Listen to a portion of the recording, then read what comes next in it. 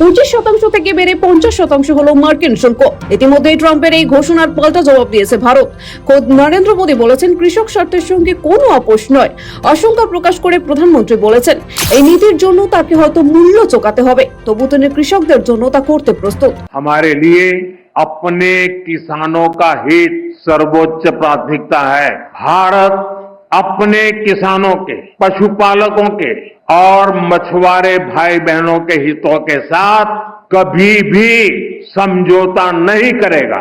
और मैं जानता हूं व्यक्तिगत रूप से मुझे बहुत बड़ी कीमत चुकानी पड़ेगी, लेकिन मैं इसके लिए तैयार हूं। मेरे देश के किसानों के लिए, मेरे देश के मछुआरों के लिए, मेरे देश के पशुपालकों के लिए आज भारत तैयार है। তবে ট্রাম্পের শুল্ক বোমার পাশাপাশি বিরোধীদের বাক্যবাণও সামলাতে হচ্ছে কেন্দ্রকে।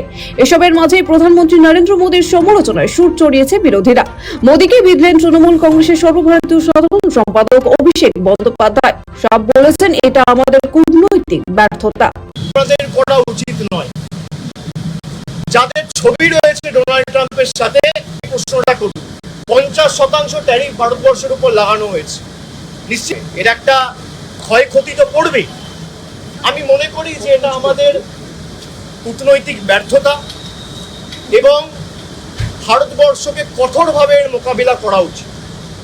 যে সরকার 56 ইঞ্চি ছাতির কথা বলতো, তারা ক্ষমতায় থাকার পরেও তাদেরকে বুড়ো আঙ্গুল দেখিয়ে, লাল চোখ দেখিয়ে চায়না থেকে শুরু করে সমস্ত দেশ, আমেরিকা, সবাই নরেন্দ্র মোদী এবং ডোনাল্ড ট্রাম্প ভালো বন্ধু বলেই বিশ্বের রাজনৈতিক মহলে পরিচিত।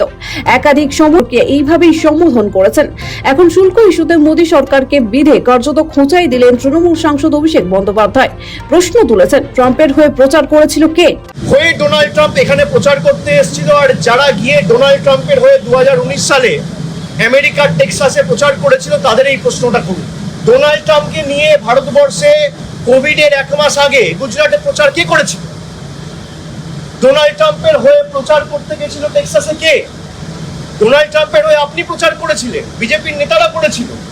So someone who campaigned for Donald Trump will be in an ideal position and situation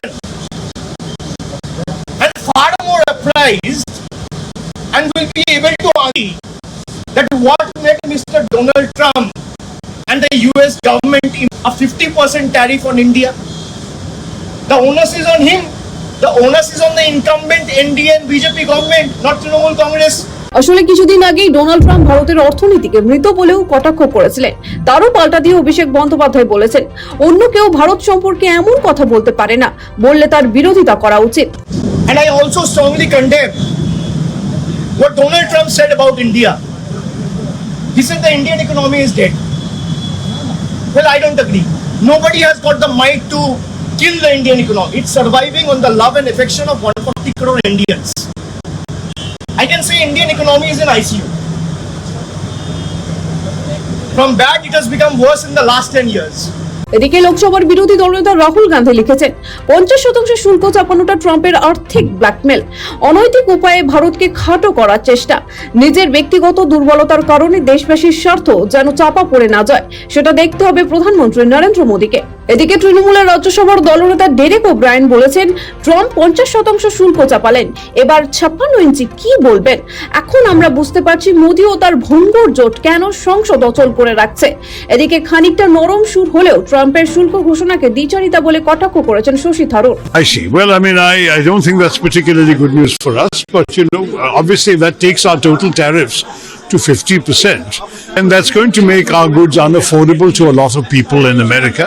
And in particularly when you're looking at these percentages, you have to compare them with the tariffs being levied on some of our competitors.